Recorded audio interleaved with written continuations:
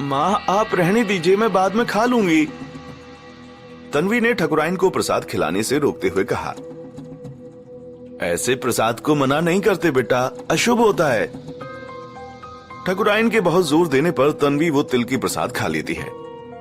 जैसे ही तन्वी वो तिल की प्रसाद खाती है, महेंद्र सिंह मन ही मन सोचने लग जाता है कि अब पता चल जाएगा कि तन्वी के अंदर मेघ की चुड़ैल है या नहीं।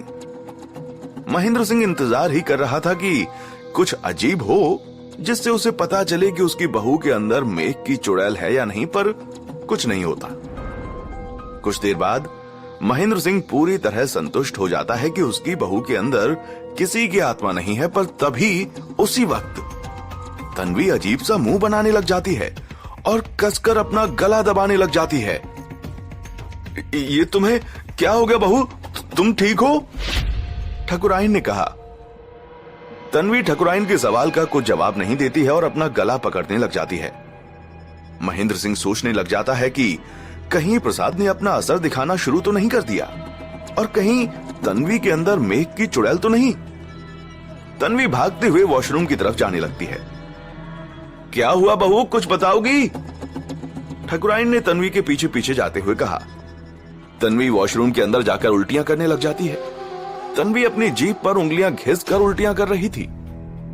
तभी उस कमरे में कुलदीप आ जाता है और तन्वी की उल्टियां करने की आवाज सुनकर महेंद्र सिंह से पूछता है, पापा तन्वी को क्या हुआ, वो उल्टियां क्यों कर रही है? बेटा वो तन्वी नहीं, मेघ की चुड़ैल है। ये क्या बकवास कर रहे हैं आप पापा, आप बताएंगे क्या हुआ तन्वी को? कुलदीप ने गुस्से में कहा। कुछ नहीं बेटा, वो मैं मेघनाथ मंदिर गया था तो वहां से प्रसाद लेकर आया था, बहू ने वो खाया और उल्टियां करने लग गई। क्या कहा? प्रसाद खाई और उल्टियां करने लग गई? किस चीज का प्रसाद दिया था आपने? ये तिल का, महेंद्र सिंह ने प्रसाद दिखाते हुए कहा। तन्वी ठकुराइन के साथ वापस से वॉशरूम से कमरे में आ जाती है। तन्वी तुमने तिल की मिठाई क्यों खाई, ये जानते हुए भी कि तुम्हें तिल से एलर्जी है? कुलदीप ने तन्वी पर गुस्सा करते हुए कहा। तन्वी कुछ जवाब नहीं देती है। तन्वी मैं कुछ पूछ रहा हूं, जवाब दो मुझे, क्यों खाया तुमने प्रसाद? वो पापा जी इतने प्यार से लाए थे कि मैं मना नहीं कर पाई, तन्वी ने कहा।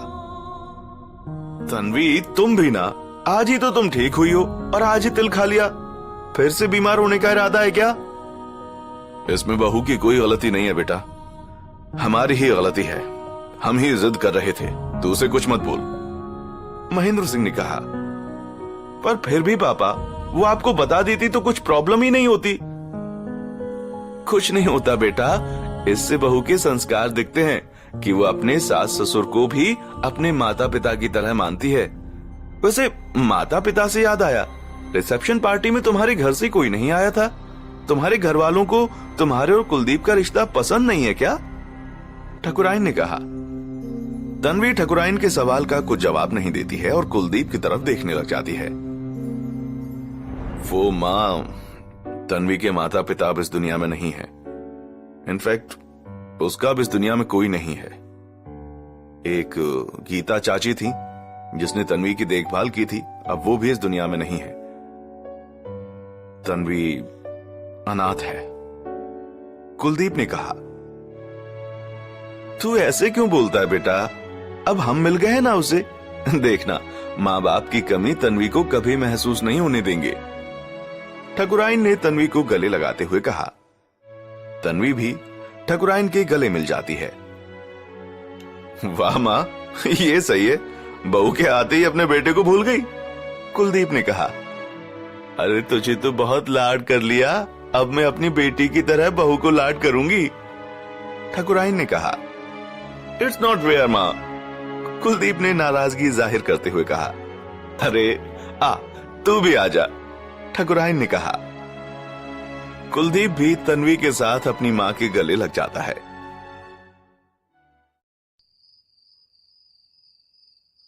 रात के 8 बज रहे थे और रुद्र के कमरे में अनन्या, समीर, पीयूष बैठे हुए थे। तो तू अब बताएगा कि किस सौदे की बात कर रहा था तू? समीर ने कहा। हाँ यार, बताता हूं। तुम्हें पता है पानी के अंदर जाकर मैंने क्या देखा? अर्जुन ने कहा। वही तो पूछ रहे हैं यार कि क्या देखा। अगर हमें पता होता तो हम थोड़ी तुझसे पूछते। पीयूष ने कहा। यार पानी के अंदर मैंने देखा कि एक लड़की ने तालाब के अंदर डूबकर अपनी बलि दी है। क्या कहा? बलि? अनन्या ने हैरानी के साथ कहा। हाँ, और उसने किसी के साथ कोई सा सौदा किया था। वो सौदा क्या था ये तो मुझे नहीं पता चला, पर जब तक सौदा पूरा नहीं होता तो उसकी रूह किसी की कैद में थी। अब उसकी रूह कैद में नहीं है, मतलब उसकी रूह को मुक्ति मिल गई है। पर उस लड़की ने अपनी बलि क्यों दी? रुद्र ने कहा। मरते वक्त उसने ये कहा था कि जो काम वो जीती जी नहीं कर पाई उसको पूरा करने के लिए वो अपनी बलि दे रही है। शायद इसलिए उसने अपनी बलि दे दी हो। अर्जुन ने कहा। अच्छा, क्या तुझे ये याद है कि वो लड़की दिखती कैसी थी? समीर ने कहा। दिखती कैसी थी इसका क्या मतलब भाई?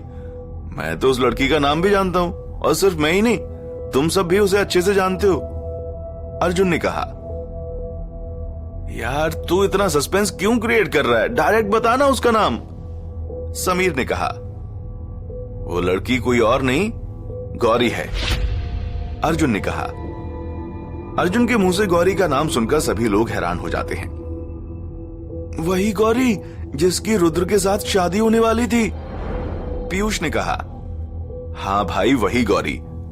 पर गौरी ने अपनी बलि क्यों दी और उसने क्या सौदा किया था? अनन्या ने कहा। पता नहीं यार, ये तो सिर्फ वही जानती है। अर्जुन ने कहा।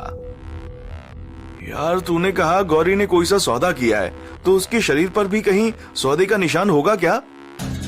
रुद्र ने कहा। यार होना तो चाहिए।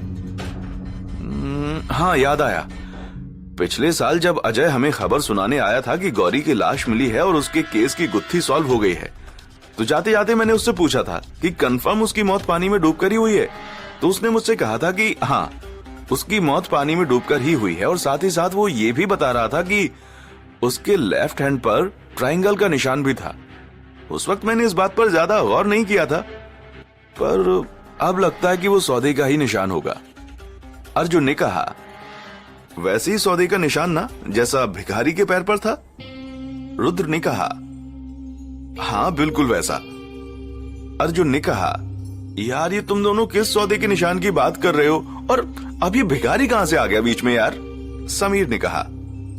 ओह यार, मैं तुम लोगों को बताना भूल गया था। पिछली बार याद है, रात के वक्त अर्जुन और मैं घूमने गए थे और लेट आए थे। उस रात हम दोनों हॉस्पिटल गए थे शवगृह में भिखारी की लाश देखने। रुद्र ने कहा। क्या कहा? शवगृह गए थे? पर क्यों? अनन्या ने हैरानी के साथ कहा।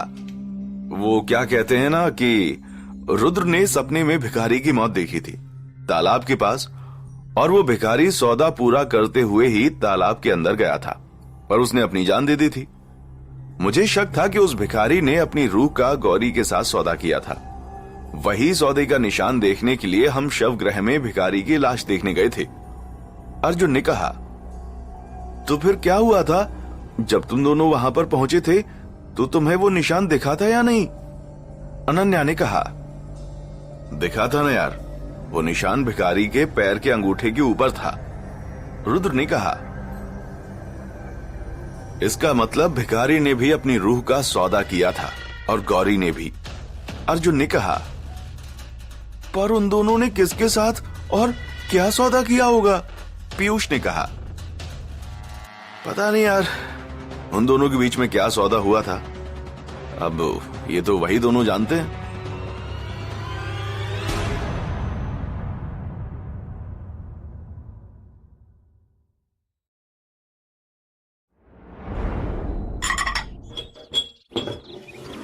सुबह के 7 बज रहे थे।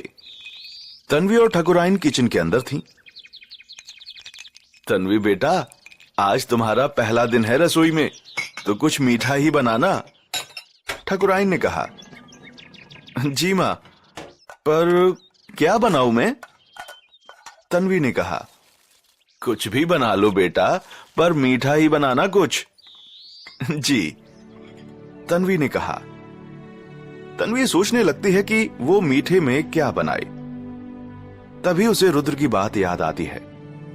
जब वो कहता था, खाना बनाना सीख लो तन्वी, ससुराल में काम आएगा, और वो कहती थी कि मुझे क्या जरूरत है खाना बनाना सीखने की, जब तुम मेरे लाइफ पार्टनर बनने वाले हो। जब भूख लगेगी तो मैं ऑर्डर दे दिया करूंगी खाना बनाने का, खाना रेडी हो जाएगा। अरे तन्वी बेटा, कहां खो गई? ठकुराइन ने तन्वी को उसके ख्यालों से बाहर निकालते हुए कहा। कहीं पर भी तो नहीं माँ जी, तन्वी ने कहा। तो फिर सोचा क्या बनाने वाली हो? हाँ माँ, अगर मिठाई बनाना है तो खीर बना लेती हूँ ना। हाँ, ये अच्छा रहेगा। तुम्हारे ससुर जी को बहुत पसंद है खीर, और ताजा ताजा दूध है, अभी ही लालू लेकर आया है। ताजे दूध की खीर बहुत अच्छी बनती है। ठीक है माँ, फिर मैं अभी बनाना शुरू कर देती हूँ। ठीक है, तुम खीर बनाओ, और मैं जब तक देखकर आती हूँ तुम्हारे ससुर जी को किसी चीज की कोई जरूरत तो नहीं है। इतना कहकर ठकुराइन किचन से चली जाती है। तन्वी खीर बनाने की तैयारी करने लगती है। वो डब्बे में से चावल निकालती है और उन्हें अच्छे से धो लेती है। चावल धोने के बाद एक कढ़ाई में घी डालकर गैस पर गर्म करने के बाद चावल डालकर 2-3 मिनट तक धीमी आंच पर एक बड़ी चम्मच से चलाते हुए फ्राई करती है। दूसरी तरफ खीर बनाने वाले बर्तन में तन्वी दूध को गर्म होने रख देती है। जैसे ही दूध में उबाल आना शुरू होता है, तन्वी उसमें फ्राई चावल डाल देती है, और थोड़ी ही देर बाद तन्वी उस बर्तन में शक्कर, काजू, किशमिश, बादाम, चिरौंजी डाल देती है और एक ढक्कन से खीर को ढककर पकने के लिए छोड़ देती है। खीर की महक पूरे घर में महकने लग जाती है। तभी कुलदीप किचन में आ जाता है। तो यहाँ पर है हमारी वाइफ, और इसे हम पूरे घर में ढूंढ रहे हैं, कुलदीप ने कहा। अब नई नवेली दुल्हन यहाँ पर नहीं रहेगी तो कहां पर रहेगी मिस्टर कुलदीप? तन्वी ने कहा। तन्वी, ये मिस्टर कुलदीप क्या लगा रखा है? मैं पति हूं तुम्हारा, और तुम मुझे नाम से बुला रही हो। तो क्या हो गया, शादी होने के बाद तुम्हारा नाम चेंज हो गया है क्या? तन्वी ने हंसते हुए कहा। नहीं, नाम चेंज नहीं हुआ है, पर हमारा रिश्ता तो चेंज हुआ है ना। पहले हम दोनों दोस्त थे, पर अब पति पत्नी, समझी? तो ये कि शादी के बाद पत्नी पति को नाम लेकर नहीं बुलाती है। अगर माँ ने सुन लिया तो वो गुस्सा करेंगी तो करने दो, पर मैं तो तुम्हें नाम से ही बुलाऊंगी, कुलदीप कुलदीप कुलदीप कुलदीप कुलदीप। तन्वी ने कुलदीप को छेड़ते हुए कहा। तो तुम नहीं समझोगी, है ना? जी हाँ, नहीं समझूंगी कुलदीप। तन्वी ने हंसते हुए कहा। रुको, अभी मजा चखाता हूं, कहते हुए कुलदीप तन्वी का हाथ पकड़ता है। कुलदीप को अपना हाथ पकड़ता हुआ देख तन्वी कहती है, ये क्या कर रहे हो कुलदीप, मेरा हाथ छोड़ो, कोई देख लेगा। देख लेगा तो देख लेने दो, पत्नी हो मेरी। अगर अपनी पत्नी का हाथ नहीं पकड़ूंगा तो क्या पड़ोसन का पकड़ूंगा? कुलदीप, छोड़ो मेरा हाथ। तन्वी ने अपना हाथ छुड़ाते हुए कहा। छुड़ा सकती हो तो छुड़ा लो। अच्छा, तो तुम मेरी ताकत देखना चाहते हो? रुको, अभी बताती हूं। इतना कहकर तन्वी अपने दूसरे हाथ से कुलदीप का हाथ पकड़ लेती है और अपना हाथ छुड़ाने लग जाती है। तन्वी और कुलदीप आपस में मस्ती कर ही रहे थे कि तभी वहां पर ठकुराइन आ जाती है। ठकुराइन को देखकर कुलदीप तन्वी का हाथ छोड़ देता है। अरे कुलदीप बेटा, तू यहां रसोई घर में? ठकुराइन ने कहा। हाँ माँ, वो मुझे भूख लगी थी ना, इसलिए खाने को देखने आ गया था। कुलदीप ने कहा। क्या कहा? तुझे भूख लगी थी, वो भी सुबह सुबह? तू तो 12 बजे से पहले नाश्ता तक नहीं करता, और तुझे अब भूख लग गई? सही सही बता, खाने के लिए आया है या तन्वी को देखने के लिए? माँ, आप भी ना कहीं की बात कहीं जोड़ देती हैं। बेटा, माँ हूं तुम्हारी, सब जानती हूं। सही कहा है किसी ने, बहू के आ जाने के बाद बेटे के रंग बदल जाते हैं। माँ, आप भी ना सच में भूख ही लगी थी। अरे मैं तो मजाक कर रही थी। तन्वी बेटा, मैंने खीर बनाने के लिए कहा था, बन गई? जी माँ जी, बन गई। तो इंतजार किस बात का बेटा, जल्दी निकालो कटोरी में। कुलदीप और तुम्हारे ससुर जी के लिए, वो बाहर बेसब्री से इंतजार कर रहे हैं खीर का। जी माँ, निकालती हूं, तन्वी ने गैस बंद करते हुए कहा। तन्वी खीर के ऊपर का ढक्कन उठाती है और जैसे ही वो खीर को देखती है उसका मुंह खुला का खुला रह जाता है। अरे बहू, देख क्या रही हो, खीर निकालो कटोरी में, ठकुराइन ने कहा। तन्वी ठकुराइन की बातों का कुछ जवाब नहीं देती है। जब ठकुराइन खीर को देखती है तो उसका भी मुंह खुला का खुला रह जाता है और वो चिल्लाते हुए कहती है, हे भोलेनाथ, ये क्या अपशगुन हो गया? दूध कैसे फट गया? पता नहीं माँ, ये कैसे हो गया? जब मैंने ढक्कन नहीं लगाया था तब तक तो सब ठीक था, पता नहीं ढक्कन लगाते ही दूध कैसे फट गया। तन्वी ने कहा, बेटा ये अच्छी बात नहीं है, ये अशुभ संकेत है। बहू के रसोई घर में पहले ही दिन ऐसा होना अच्छा नहीं माना जाता। माँ, आप भी ना कहां ये शुभ अशुभ की बातों में पड़ रही हैं। नहीं बेटा, तू नहीं समझेगा। कहते हैं अगर दूध फट जाए तो इसका मतलब है कि गृह कलेश होने वाला है।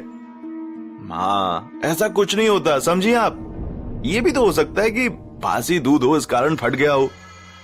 नहीं बेटा, लालू रोज ताजा दूध लाता है तबेले से। माँ, हो सकता है कि उसने पुराना दूध ही दे दिया हो। आप ना इन सब बातों को छोड़िए और जल्दी से आप मेरे लिए कुछ बना दीजिए नाश्ते में। ये फटे हुए दूध की खीर तो नहीं पी सकता ना।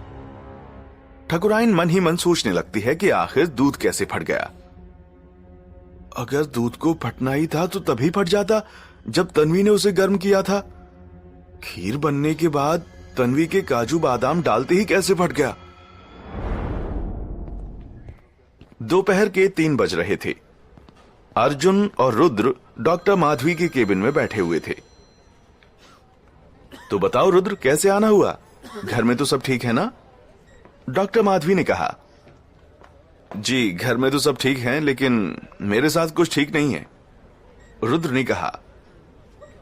तुम्हारे साथ कुछ ठीक नहीं है मतलब? मतलब ये कि एक हफ्ते से एक सपना मुझे बहुत परेशान कर रहा है। बार बार एक ही सपना दिखता है मुझे।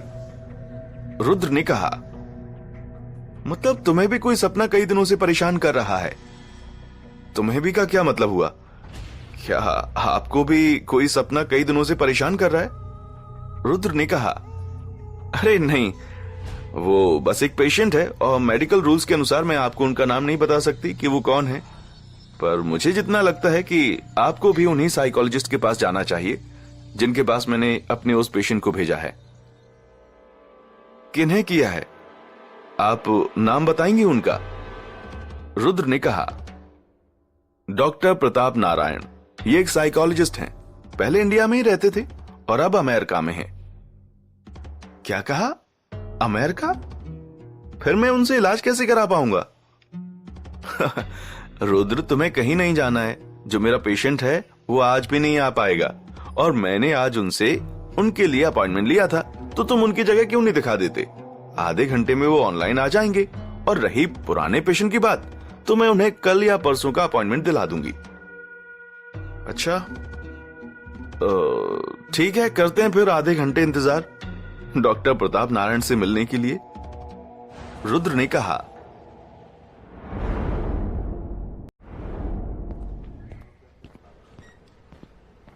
आधा घंटा हो गया था।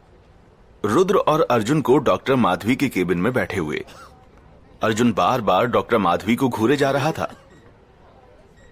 आप ऐसे क्या देख रहे हैं? डॉक्टर माधवी ने कहा। कुछ नहीं, बस ऐसा लग रहा है जैसे पहले भी मैंने कहीं आपको देखा है। अर्जुन ने कहा। पिछले साल यहीं पर मेघगांव में देखा होगा जब आप यहां पर आए थे। नहीं नहीं जी नहीं, पहले भी कहीं देखा है, बस याद नहीं आ रहा। उस बार भी रुद्र के घर पर आपने यही बोला था। कोई दूसरा तरीका नहीं मिला क्या आपको लड़कियों से बात करने का? अरे नहीं नहीं, आप गलत समझ रही हैं डॉक्टर माधवी। अरे मैं मजाक कर रही हूं। अब डॉक्टर लोग मजाक भी नहीं कर सकते क्या? कर सकते ना, बेशक कर सकते हैं, अर्जुन ने कहा। डॉक्टर माधवी का फोन बजने लगता है। हेलो जी प्रोफेसर साहब, मैं बस अभी अपना लैपटॉप ऑन करती हूँ, बस 2 मिनट। पर प्रोफेसर साहब, वो जिस पेशेंट की मैंने बात की थी ना, वो किसी काम में उलझ जाने के कारण आ नहीं पाए। पर एक नए पेशेंट हैं, इन्हें भी यही प्रॉब्लम है। जी ठीक है, बस 2 मिनट में ऑन कर रही हूं। डॉक्टर माधवी के टेबल पर ही लैपटॉप रखा हुआ था। वो उसे उठाती है और ऑन कर लेती है और ऑनलाइन मीट के द्वारा प्रोफेसर प्रताप नारायण से कनेक्ट हो जाती है। हेलो प्रोफेसर, डॉक्टर माधवी ने कहा। Hello doctor Madhavi, am I audible? Yes professor. Laptop की स्क्रीन पर डॉक्टर माधवी का चेहरा तो दिख रहा था, पर प्रोफेसर प्रताप नारायण का चेहरा नहीं दिख रहा था। उनकी सिर्फ आवाज सुनाई दे रही थी। प्रोफेसर, आपका कैमरा बंद है शायद, डॉक्टर माधवी ने कहा। जी नहीं डॉक्टर माधवी, वो मेरे कैमरे में कुछ प्रॉब्लम हो गई है, इसलिए वो चल नहीं रहा है। आप फिक्र मत कीजिए। वैसे भी मुझे पेशेंट को देखना है, पेशेंट मुझे देखकर क्या करेगा, उसे तो उसके ट्रीटमेंट से मतलब होना चाहिए। जी बिल्कुल ठीक कहा आपने। डॉक्टर माधवी लैपटॉप रुद्र की तरफ कर देती है और अर्जुन से कहती है, आई थिंक हमें रुद्र को कुछ देर प्रोफेसर के साथ अकेला छोड़ देना चाहिए, वो ज्यादा बेहतर है। फिर वो खुल के अपनी प्रॉब्लम के बारे में बात कर पाएगा प्रोफेसर से। हाँ क्यों नहीं, चलिए। इतना कहकर अर्जुन डॉक्टर माधवी के केबिन से बाहर जाने लगता है।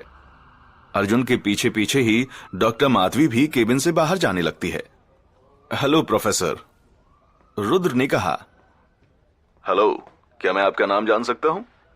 प्रोफेसर ने कहा। जी क्यों नहीं, रुद्र नाम है मेरा। ओके रुद्र, तो शुरू से शुरू करते हैं। मुझे रुद्र पहले तुम ये बताओ कि क्या समस्या है तुम्हारी, क्या हो रहा है तुम्हारे साथ? वो प्रोफेसर, कुछ दिनों से एक ही सपना बार बार मुझे दिख रहा है। मैं परेशान हो गया हूं उस सपने से। उस सपने की घटनाएं बार बार मेरी आंखों के सामने से गुजरती रहती हैं। कैसे सपने रुद्र? क्या तुम मुझे डिटेल में बताओगे? मुझे एक एक चीज जाननी है उस सपने के बारे में, छोटी से छोटी बात, कुछ मिस नहीं होना चाहिए। जी ठीक है, मैं बताता हूं आपको सब। मुझे मेरे सपने में 2 मिनट रुद्र, बस 2 मिनट, मैं अपनी डायरी निकाल लूं तुम्हारी बातें नोट करने के लिए, प्रोफेसर ने रुद्र को बीच में ही टोकते हुए कहा। जी क्यों नहीं। सो रुद्र, अब तुम स्टार्ट कर सकते हो, मैंने डायरी और पेन ले लिया है, कैरी ऑन। जी, तो मैं आपको बता रहा था कि मुझे मेरे सपने में गौरी दिखती है। ये गौरी कौन है? ये वो गौरी है जिससे 1 साल पहले मेरी शादी होने वाली थी, पर किसी कारणवश हो नहीं पाई और बाद में सुनने में आया कि वो किसी और से प्यार करती थी और वो प्रेग्नेंट थी, इसलिए उसने अपनी जान दे दी। ठीक है, तो फिर आगे बताओ। प्रोफेसर साहब, गौरी ना एक अस्पताल के अंदर थी, नर्स की ड्रेस पहने हुए, शायद वो अस्पताल की नर्स ही हो। गौरी के हाथ में एक नवजात बच्चा था, उसने उसे इंजेक्शन लगाया और वो रोने लग गया। उसके बाद वो बच्चा बेहोश हो गया और जितना मुझे याद है उस बच्चे को एनेस्थीसिया का इंजेक्शन लगाया था। जब वो बच्चा बेहोश हो गया तो गौरी ने उसे एक सफेद चादर से लपेट दिया, जिससे वो बच्चा दिख नहीं पा रहा था। गौरी ने उस बच्चे को उठाया और हॉस्पिटल के स्टाफ और लोगों से नजर बचाते हुए हॉस्पिटल के बाहर ले गई। गौरी बहुत डरी हुई लग रही थी। उसको देखकर ऐसा लग रहा था जैसे वो कोई गलत काम करने वाली हो। गौरी हॉस्पिटल के बाहर ही एक पेड़ के पास खड़े होकर अंधेरे में किसी का इंतजार कर रही थी। तभी वहां पर 8-9 साल का एक बच्चा आ जाता है। अंधेरा होने की वजह से मैं उसका चेहरा नहीं देख पाया, पर गौरी अपने हाथों से इशारा करके उस बच्चे को कुछ समझा रही थी। जब उसने उस बच्चे को समझा दिया तो गौरी ने वो नवजात बच्चा जो बेहोश हो गया था उस छोटे से बच्चे को दे दिया। वो बच्चा उस नवजात बच्चे को लेकर वहां से जाने लगा। जाते जाते गौरी ने उससे सिर्फ इतना कहा था कि तुम पहुंचो, मैं आती हूं। बस यही सपना है प्रोफेसर साहब जो बार बार मुझे दिखाई दे रहा है, कई दिनों से। वो भी तुम पहुंचो, मैं आती हूं की आवाजें मेरे कान में गूंज रही हैं। अच्छा, तो ये बात है। देखो रुद्र, विज्ञान का मानना है कि सपने आपकी सोच से जुड़े होते हैं। दिन भर में हम जो भी सोचते हैं वो सपनों के रूप में हमको निद्रावस्था में दिखाई देता है, परंतु ज्योतिष शास्त्र के अनुसार बुरे सपनों का बार बार दिखना अच्छा नहीं माना जाता है। कहते हैं कि ये आने वाले बुरे वक्त का संकेत है। स्वप्न शास्त्र के अनुसार, जो ज्योतिष शास्त्र का ही एक हिस्सा है, बार बार बुरे सपनों का आना आपको मानसिक रूप से अशांत करता है, जो अंततः किसी न किसी रूप में आपके कार्य क्षेत्र और दैनिक प्रणाली को बुरी तरह से प्रभावित करता है।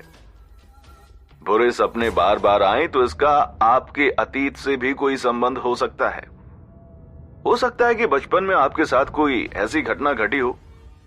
क्या आप मुझे आपके बचपन के बारे में कुछ बता सकते हैं? बस एक यही बात तो प्रोफेसर साहब याद नहीं है। बचपन के बारे में मुझे कुछ भी याद नहीं आता। अच्छा ठीक है। कोई और परेशानी? जी नहीं, बस यही एक सपना था जो बार बार मेरे दिमाग में घूमता रहता है। पिछले कई दिनों से मैं इससे बाहर नहीं आ पा रहा हूं। देखिए, आप घबराइए मत। मैंने आपकी सारी बातें नोट कर ली हैं। मैं जल्दी से सब चीजों को एनालाइज करके आपको बताता हूं कि हम क्या कर सकते हैं। जी ठीक है, फिर हम यहीं पर मीटिंग खत्म करते हैं। इतना कहकर प्रोफेसर प्रताप नारायण अपना वीडियो ऑफ कर देते हैं। अजय पुलिस स्टेशन में बैठा हुआ था और गौरी की पुरानी केस की फाइल देख रहा था। वो बार बार उसकी फाइल के पन्ने पलट रहा था। तभी वहां पर माखनलाल आ जाता है। जयन साहब, माखनलाल ने कहा। जयन माखनलाल, बोलो क्या खबर लाए हो? अजय ने कहा, साहब वो आपने बोला था ना कि पता करो कि मेघ के हॉस्पिटल में कौन कौन सा स्टाफ काम किया करता था। हाँ, तो पता कर लिया तुमने? हाँ साहब, मैंने पूरी लिस्ट निकलवा ली है। ये देखिए फाइल। माखनलाल ने अपने हाथ की फाइल को अजय को देते हुए कहा, very good Makhanlal, very good. Makhanlal जो फाइल लाया था, अजय उसके पन्ने पलटने लग जाता है। जब वो फाइल में नाम पढ़ता है कि कौन कौन मेघ अस्पताल में काम किया करता था, तो उसका मुंह खुला का खुला रह जाता है।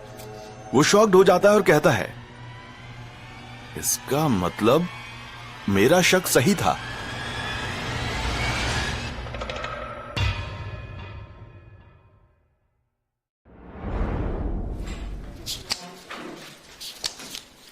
शक सही था का क्या मतलब है साहब? माखनलाल ने हैरानी के साथ कहा। माखनलाल, इस फाइल में जो नर्सेस की लिस्ट है उसको रीड करो, सब समझ जाओगे। माखनलाल अजय के हाथ से फाइल लेता है और लिस्ट रीड करने लग जाता है। जब माखनलाल लिस्ट रीड करता है तो उसका भी मुंह खुला का खुला रह जाता है और वो हैरानी के साथ कहता है, साहब इसमें तो गौरी का नाम है। वही तो माखनलाल, गौरी। और गौर से देखो, इस फाइल में उसकी फोटो भी है जो रुद्र की होने वाली पत्नी गौरी से मैच होती है। इसका मतलब साहब गौरी मेघ गांव के हॉस्पिटल में काम किया करती थी। हाँ माखनलाल, पर ऐसा कैसे हो सकता है साहब? वही तो माखनलाल, मेरे को समझ नहीं आ रहा है कि ऐसा कैसे हो सकता है। अगर गौरी 19 साल पहले मेघ में जॉब करती थी तो 1 साल पहले वो कैसे गायब हो सकती है? और अगर ये दोनों एक ही गौरी हैं तो इस हिसाब से इसकी एज करीब 40-41 साल होनी चाहिए थी। साहब मैंने तो पहले ही कहा था गौरी डायन है, और अब देखिए गौरी एक डायन है, इसका सबूत आपके हाथ में है।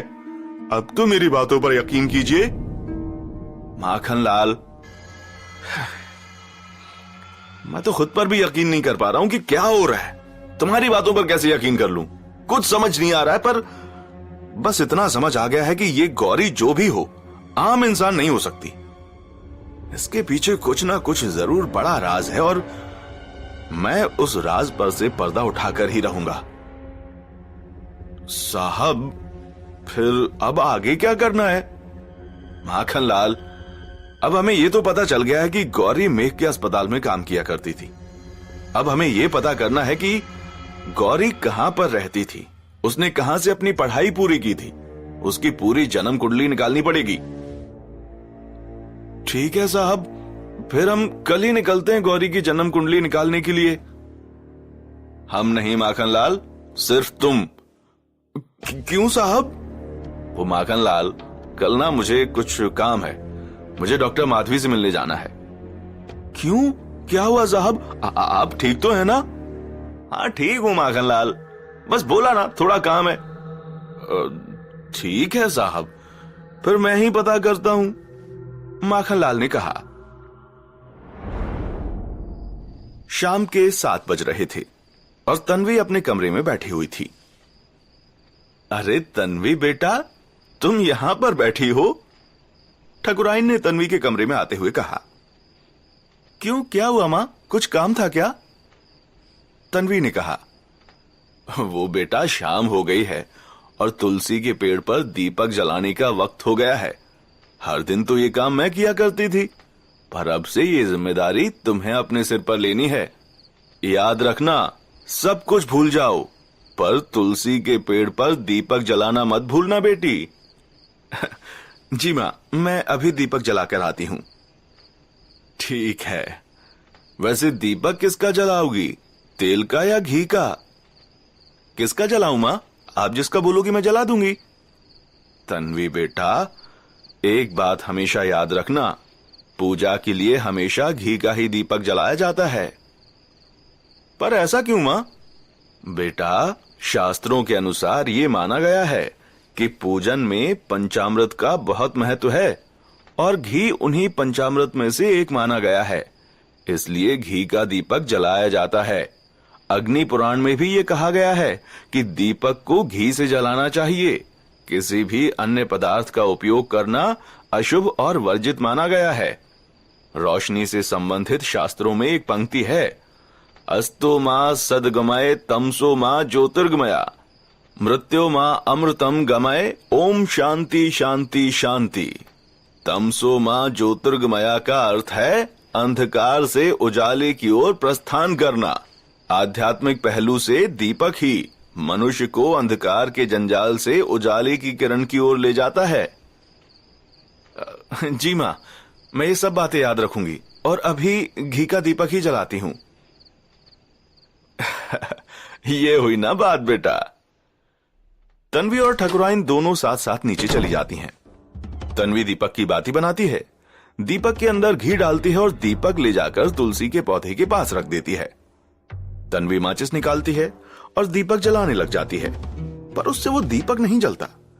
जैसे ही माचिस की तीली जलती थी, हवा तेज चलने लगती थी और माचिस की तीली बुझ जाती थी।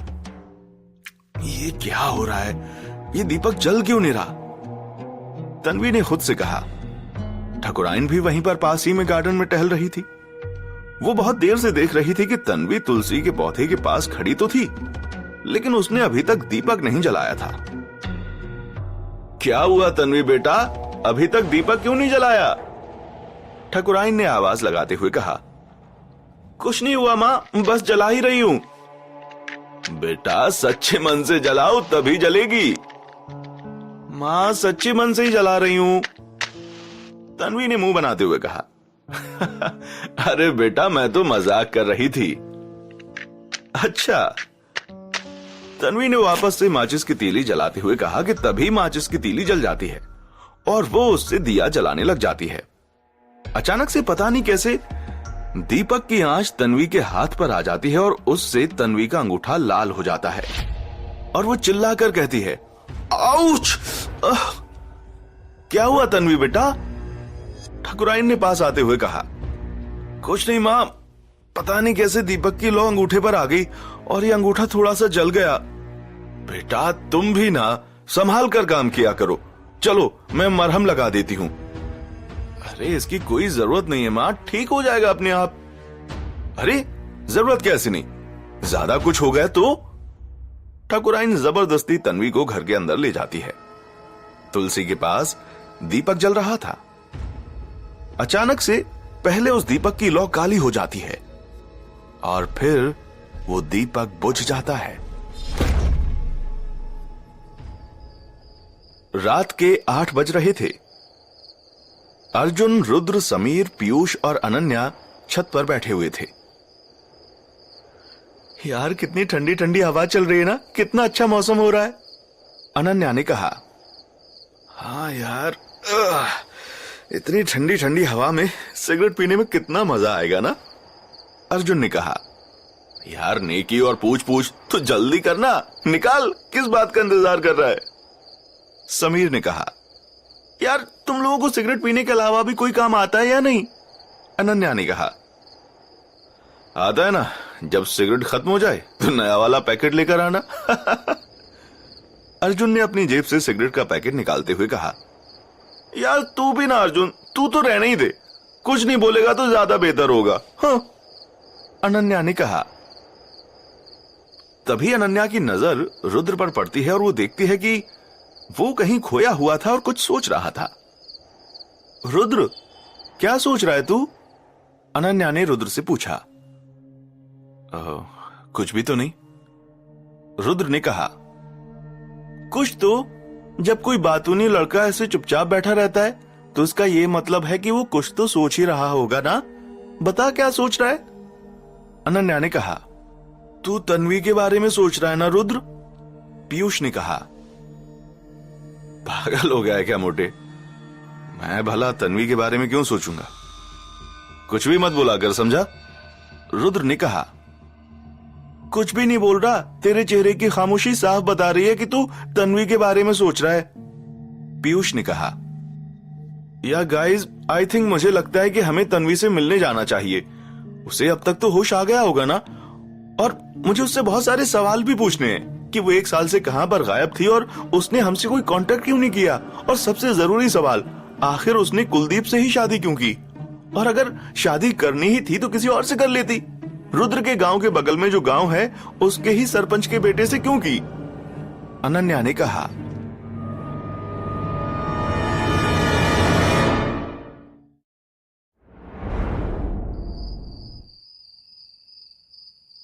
यार अनन्या ठीक कह रही है, और दोस्त होने के नाते भी हमें उससे मिलने जाना चाहिए, आखिर उसका हालचाल तो पूछ ही लें। समीर ने कहा। फिर कल चलें? पीयूष ने एक्साइटेड होते हुए कहा। हाँ चलो, क्या बोलता है रुद्र? अर्जुन ने कहा। रुद्र कुछ जवाब नहीं देता है। बोल रुद्र, चलना है या नहीं फिर कल? अर्जुन ने रुद्र पर दबाव बनाते हुए कहा। नहीं यार, मेरा मन नहीं है, एक काम करना, तुम लोग चले जाना। रुद्र ने कहा। यार ये क्या बात हुई, तुम लोग चले जाना, ऐसा थोड़ी होता है, अगर तू नहीं गया तो तन्वी को बुरा लगेगा। समीर ने कहा। बुरा लगेगा, और तन्वी को? रुद्र ने हंसते हुए कहा। तुम लोग भी ना कुछ भी बोलते हो, उसे तो बल्कि खुशी होगी। रुद्र यार तू ऐसा मत बोल, देख कभी कभी जिंदगी में बहुत सी ऐसी चीजें होती हैं जो हमें चाहकर भी मिल नहीं सकती। इसका मतलब ये तो नहीं है ना कि हम जिंदगी जीना ही छोड़ दें। अर्जुन ने कहा। अर्जुन ने ठीक कहा रुद्र, वक्त के साथ हमें अपने आप को एक्सेप्ट करना पड़ता है, और तू भी एक्सेप्ट कर ले कि तन्वी किसी और की हो गई है और नए कल की शुरुआत कर। पीयूष ने कहा। तो अब बता, कल चलेगा या नहीं फिर हमारे साथ तन्वी के घर? समीर ने कहा। हाँ भाई, चल दूंगा, वरना तुम लोग नाराज हो जाओगे। रुद्र ने कहा। सुबह के 7 बज रहे थे और ठकुराइन अभी अभी नहाकर आई थी। ओम नमः शिवाय, ओम नमः शिवाय का जाप करते हुए ठकुराइन तुलसी के पौधे की पूजा करने के लिए गार्डन में जा रही थी। जब वो गार्डन में तुलसी के पौधे के पास पहुंचती है तो उसकी चीख निकल जाती है और वो चौंक कर कहती है, हे भगवान, ये क्या हो गया?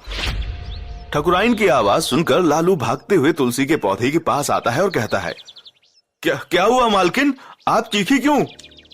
लालू वो देखो। ठकुराइन ने अपने हाथ से तुलसी के पौधे की तरफ इशारा करते हुए कहा। जब लालू तुलसी के पौधे की तरफ देखता है तो वो भी हैरान रह जाता है और हैरानी के साथ कहता है, मालकिन ये कैसे हो गया? तुलसी का पौधा कैसे सूख गया? पता नहीं लालू कैसे सूख गया, कल तक तो ठीक था, रात ही रात में कैसे सूख गया? मालकिन, ना जाने ये कैसे हो गया। इतने सालों से तो नहीं सूखा था ये तुलसी का पौधा, और देखिए रात ही रात में सूख गया। हमें तो लगता है किसी की नजर लग गई होगी इस तुलसी के पौधे को। हाँ लालू, तुम ठीक कहते हो, मुझे भी यही लगता है। कहते हैं घर में अचानक तुलसी का पौधा सूख जाना बहुत अशुभ होता है। इसका ये मतलब होता है कि घर में कोई बड़ी मुसीबत आने वाली है। बिल्कुल सही कहा मालकिन आपने, मैंने भी यही बात सुनी है। घर में तुलसी का सूखा पौधा नहीं लगा सकते। एक काम करो लालू, तुम जल्दी से जाओ और दूसरा तुलसी का पौधा ले आओ, जब तक मैं ये तुलसी का पौधा निकाल देती हूँ। जी मालकिन, अभी लेकर आता हूँ, यहीं आसपास में मिल जाएगा। इतना कहकर लालू वहां से चला जाता है। लालू के जाने के बाद ठकुराइन तुलसी के पौधे की आसपास की मिट्टी हटाती हैं और तुलसी का पौधा निकालने लग जाती हैं। ठकुराइन ने तुलसी का पौधा निकाल लिया था और वो नया तुलसी का पौधा लगाने के लिए गड्ढा खोद रही थी। ठकुराइन मिट्टी को अपने हाथ से हटा ही रही थी कि तभी उसके हाथ में एक चाबी आ जाती है। अरे, ये चाबी यहां पर कैसे आ गई और ये कहां की चाबी है? ठकुराइन ने खुद से कहा। ठकुराइन उस चाबी पर लगी मिट्टी को हटाकर उस चाबी को देखने लगती है। वो चाबी सोने की तरह चमक रही थी और उस पर सूर्य ग्रहण हो रहा था। शायद ठाकुर साहब को उस चाबी के बारे में पता हो। इतना कहकर ठकुराइन वो चाबी अपने पल्लू में बांध लेती है। अरे मालकिन, ये देखिए, मैं तुलसी का पौधा ले आया, लालू ने गार्डन के अंदर आते हुए कहा। लालू ने अपने हाथ में तुलसी का पौधा पकड़ रखा था। अरे वाह लालू, ये तो बहुत अच्छा तुलसी का पौधा है, बड़ा हरा भरा लग रहा है। लाओ, दो ये पौधा, इसे तो मैं खुद अपने हाथ से लगाऊंगी। ठकुराइन ने लालू के हाथ से वो पौधा लेते हुए कहा। हाँ, क्यों नहीं मालकिन। लालू ने तुलसी का पौधा ठकुराइन को देते हुए कहा। ठकुराइन अपने हाथों से वो तुलसी का पौधा वहां पर लगा देती है। मालकिन, अब ये पुराने वाले तुलसी के पौधे का क्या करना है? लालू ने पूछा। लालू कहते हैं सूखा हुआ तुलसी का पौधा ऐसे ही नहीं छोड़ना चाहिए, तुम इसे जला दो। ठकुराइन ने कहा। जी मालकिन, अभी जला देता हूं। लालू घर के अंदर से मिट्टी का तेल लाता है और तुलसी का पौधा जलाने लग जाता है। लालू तुलसी के सूखे पौधे पर मिट्टी का तेल डालता है और उसे जला देता है। तुलसी का पौधा जलने लग जाता है। तुलसी का पौधा जल ही रहा था कि तभी एक अजीब सी गंध आने लग जाती है। मालकिन, आपको भी कोई सी गंध आ रही है क्या? लालू ने पूछा। हाँ लालू, मुझे भी आ रही है।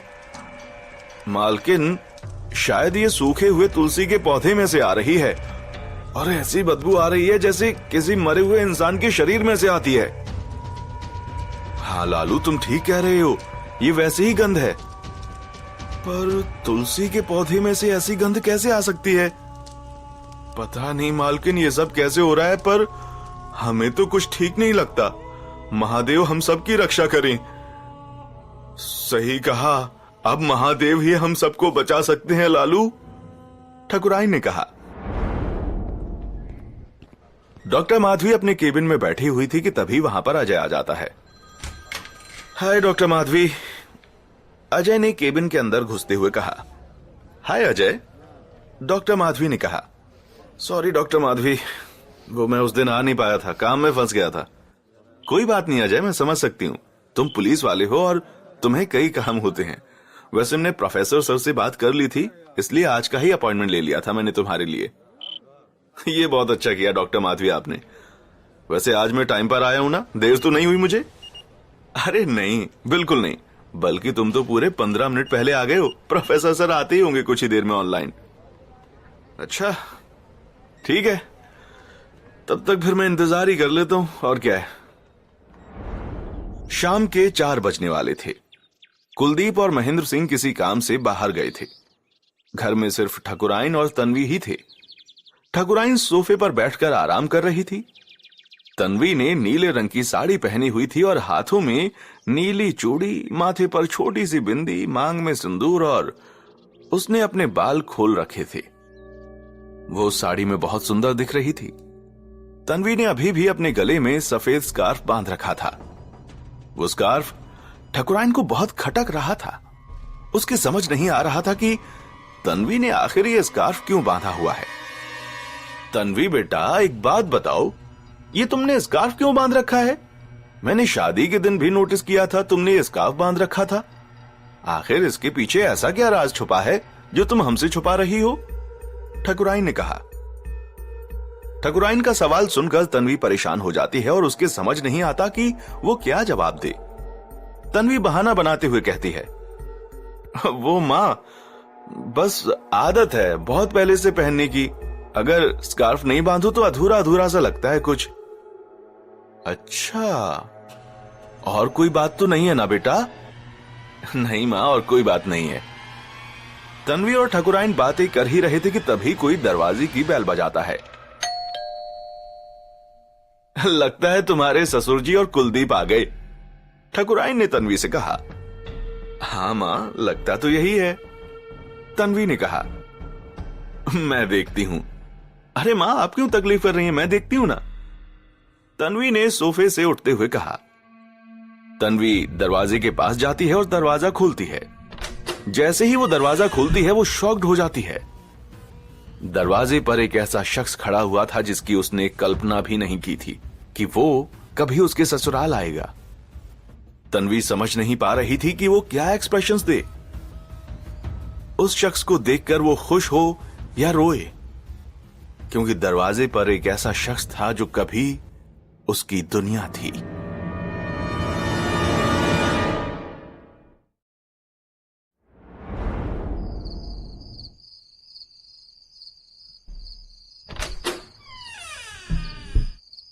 जब तन्वी दरवाजा खोलती है तो देखती है कि दरवाजे पर रुद्र खड़ा हुआ था। जब रुद्र तन्वी को देखता है तो वो भी देखता ही रह जाता है। रुद्र ने तन्वी को आज से पहले कभी साड़ी में नहीं देखा था। तन्वी साड़ी में बहुत ही खूबसूरत लग रही थी। रुद्र, तुम? तन्वी ने हैरानी के साथ कहा। सिर्फ रुद्र नहीं, हम भी हैं, पीयूष ने रुद्र के पीछे से निकलते हुए कहा। पीयूष के साथ ही अनन्या, समीर और अर्जुन भी रुद्र के पीछे से निकल जाते हैं। और मैडम, शादी के बाद हमें भूल ही गई, अनन्या ने कहा। अरे नहीं नहीं, ऐसी बात नहीं है अनन्या, ऐसी बात नहीं है तो कैसी बात है फिर? अरे तन्वी बेटा, कौन है? ठकुराइन के अंदर से आवाज आती है। मां, मेरे कॉलेज के दोस्त हैं। तो गेट पर क्यों खड़ा रखा है तुमने बेटा? उन्हें अंदर ले आओ ना। जी जी मां जी। चलो तुम सब अंदर ही चलो, तन्वी ने कहा। सभी लोग घर के अंदर चले जाते हैं। नमस्ते आंटी जी, अर्जुन ने ठकुराइन से कहा। नमस्ते बेटा। मां, ये अर्जुन है, मेरे कॉलेज में मेरे साथ पढ़ता था, तन्वी ने अर्जुन की तरफ इशारा करते हुए कहा। ये अनन्या, ये पीयूष और ये समीर। तन्वी रुद्र की तरफ हाथ करके उसका नाम बताने ही वाली थी कि तभी ठकुराइन कहती हैं, अरे ये तो रुद्र बेटा है ना, बलमा टोला गांव के सरपंच का बेटा। जी आंटी जी, सही पहचाना, रुद्र ने जवाब दिया। ये भी तुम्हारे ही साथ पढ़ता था क्या तन्वी बेटा? ठकुराइन ने कहा। हां मां। अच्छा, चलो अच्छी बात है। मैं तुम लोगों के लिए लालू को कुछ नाश्ता बनाने के लिए कहती हूं, जब तक तुम लोग बातें करो। अरे मां, आप क्यों तकलीफ कर रही हैं? मैं बनाती हूं ना, तन्वी ने कहा। नहीं तन्वी बेटा, तुम्हारे दोस्त लोग आए हैं तुमसे मिलने के लिए, तुम उनसे बातें करो, अपने कॉलेज की यादें ताजा करो। मैं बोलती हूं ना लालू को, तुम क्यों परेशान हो रही हो? जी मां। ठकुराइन तन्वी और उसके दोस्तों को हॉल में छोड़कर ही किचन की तरफ जाने लगती है। तन्वी, शादी के बाद तो तुम और भी खूबसूरत दिखने लगी हो, पीयूष ने कहा। अरे मोटे, अब तो लाइन मारना बंद कर दे तन्वी पर, अब वो किसी की पत्नी बन चुकी है, अनन्या ने कहा। अनन्या की बात सुनकर पीयूष और रुद्र को छोड़कर बाकी सब हंसने लग जाते हैं। अब कैसी है तन्वी तुम्हारी तबीयत? समीर ने कहा। अब ठीक है समीर, तन्वी ने कहा। और तुम्हारा पति कहीं नहीं दिखाई दे रहा तन्वी? रुद्र ने तन्वी की आंखों में देखते हुए कहा। वो कुछ काम से बाहर गए हैं, तुम्हें मिलना है क्या उनसे? तन्वी ने रुद्र की आंखों में देखते हुए जवाब दिया। हाँ मिल लेंगे। पहले उससे तो मिल ले रुद्र, जो घर में है, यानी तन्वी से, समीर ने कहा। तन्वी से क्या मिलना है? देख तो लिए हैं उसके सारे बदलते हुए रंग। रुद्र ने जवाब दिया। बदलते हुए रंग देख लिए? इसका क्या मतलब है रुद्र? तन्वी ने गुस्से में कहा। यही कि लोग 7 जन्मों के वादे किसी और के साथ करते हैं और शादी किसी और के साथ। हाँ सही कहा, लोग वादे करते किसी और के साथ हैं और निभाते किसी और के साथ। देखा था मैंने पिछली बार जब मैं तुम्हारी शादी में आई थी। यार ओहो, तुम लोगों ने फिर से झगड़ना शुरू कर दिया। अब तो सुधर जाओ यार, अर्जुन ने कहा। यार शुरू तो ये तन्वी करती है ना हमेशा, रुद्र ने कहा। क्या कहा? मैं करती हूं हमेशा शुरू? हाँ और नहीं तो क्या। बस यार अब चुप हो जाओ दोनों, फिर झगड़ना शुरू कर दिया, अर्जुन ने कहा। यार तन्वी, मुझे तू अपना कमरा तो दिखा दे जरा, मैं भी तो देखूं तेरा कमरा कैसा है, अनन्या ने कहा। हाँ क्यों नहीं, चल। इतना कहकर तन्वी अनन्या को अपने कमरे में ले जाने लगती है। मैं भी चलूंगा, पीयूष ने कहा। नहीं, अनन्या ने कहा। पर क्यों? यार कुछ वक्त अब हम दोनों सहेलियों को भी दे दे, अनन्या ने अर्जुन को इशारा करते हुए कहा। हाँ हाँ ठीक है, अर्जुन ने अनन्या का इशारा समझते हुए कहा। अनन्या और तन्वी सीढ़ियां चढ़कर ऊपर वाले कमरे में जाने लगते हैं। अजय डॉक्टर माधवी के केबिन में बैठा हुआ था और प्रोफेसर प्रताप नारायण के साथ वीडियो कॉन्फ्रेंस के जरिए अपना इलाज करवा रहा था। तो अजय, मैं जानना चाहूंगा क्या आपको सिर्फ एक यही सपना बार बार आता है या कोई और भी सपना आता है? प्रोफेसर प्रताप नारायण ने कहा। प्रोफेसर, सिर्फ एक यही सपना है जो मुझे बार बार आता है। पता नहीं क्यों उस बच्चे की रोने की आवाजें मेरे कानों में गूंजती रहती हैं, अजय ने कहा। ठीक है अजय, फिर मैंने सब कुछ नोट कर लिया है, मैं एनालाइज करता हूं सब चीजों को, फिर तुम्हें बताता हूं कि हम आगे क्या कर सकते हैं। जी प्रोफेसर। इतना कहकर अजय कुछ सोचने लग जाता है। प्रोफेसर प्रताप नारायण नोटिस कर लेते हैं कि अजय कुछ सोच रहा है और वो उससे पूछते हैं, क्या सोच रहे हो अजय? कुछ भी तो नहीं प्रोफेसर। अजय, मैं एक साइकोलॉजिस्ट हूं, मुझसे तुम कुछ नहीं छुपा सकते। मैं चेहरे के एक्सप्रेशन से समझ जाता हूं कि कौन सच बोल रहा है और कौन झूठ। तो क्या मैं ये पता नहीं लगा सकता कि कोई कुछ सोच रहा है या नहीं? बताओ क्या सोच रहे हो? मैं सोच रहा था ये भूत प्रेत चुड़ैल डायन होते हैं या नहीं, या सिर्फ मनगढ़ंत कहानियां हैं। आपको क्या लगता है प्रोफेसर? अच्छा सवाल है। देखो अजय, दुनिया में ऐसी बहुत सी चीजें हैं जिनका जवाब अभी तक हमें पता नहीं चला है। साइंस ने भले ही कितनी भी तरक्की क्यों ना कर ली हो, पर कुछ सवालों का जवाब अभी भी उसके पास नहीं है। तो इसका मतलब आप भी भूत प्रेत पर भरोसा करते हैं? भरोसा करने वाली बात अलग है अजय। मैं तो तब तक किसी चीज पर भरोसा नहीं करता जब तक अपनी आंखों से ना देख लूं। पर क्या तुम यकीन करोगे, मैंने यहां अमेरिका में भी ऐसे लोगों को देखा है जिनके अंदर एक अदृश्य शक्ति आ जाती है और 4-5 आदमी भी उसे संभाल नहीं पाते। मेरी एक बात हमेशा अपने दिमाग में रखना अजय, अगर दुनिया में भगवान है तो भूत प्रेत भी है। ये दोनों चीजें एक ही सिक्के के पहलू हैं। जी प्रोफेसर। अच्छा ठीक है, फिर इस मीटिंग को हम यहीं पर खत्म करते हैं। जी, अजय ने वीडियो कॉलिंग एंड करते हुए कहा। तन्वी और अनन्या दोनों ही एक साथ बैठी हुई थी। तो ये रहा मेरा कमरा, कैसा लगा तुम्हें? तन्वी ने अनन्या से कहा। अच्छा है, अनन्या ने कहा। तन्वी बेड से उठती है और अपनी अलमारी खोलकर हंसते हंसते अनन्या को अपनी साड़ियां दिखाने लग जाती है। देखो अनन्या, ये मेरी साड़ी है, सुंदर है ना? ये सब कुलदीप ने मुझे दिलाई है। और ये देखो, ये गहने ये मेरी सास ने मुझे दिए। तन्वी ने अपने गहने अनन्या के हाथ में देते हुए कहा। अनन्या तन्वी की बातों का कुछ जवाब नहीं दे रही थी कि उसकी साड़ी और गहने कैसे हैं। वो चुपचाप तन्वी को देखे जा रही थी। ये देखो अनन्या, ये कंगन कैसे लग रहे हैं? सोने के हैं, बताओ कैसे हैं? तन्वी ने चेहरे पर मुस्कान लाते हुए कहा। तुम कुछ बोलती क्यों नहीं अनन्या? कुछ तो बोलो। क्या बोलूं तन्वी?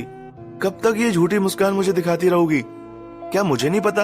ये साड़ी, जेवर, जवाहरात जो तुम मुझे दिखा रही हो, तुम्हें इनसे तो कुछ मतलब ही नहीं है। तुम्हें तो कानों में बुंदे पहनना भी पसंद नहीं थे कॉलेज में, फिर ये सब दिखावा क्यों कर रही हो तुम? तन्वी अनन्या के सवाल का कुछ जवाब नहीं देती है। तन्वी, मुझे पता है तुम रुद्र से बहुत प्यार करती थी और आज भी करती हो। मैं जानना चाहती हूँ कि आखिर ऐसा क्या हुआ कि तुमने कुलदीप से शादी कर ली और 1 साल तक तुम कहां पर गायब थी? ना कोई फोन ना कॉल, कुछ बताओ तन्वी, क्या हुआ था 1 साल पहले?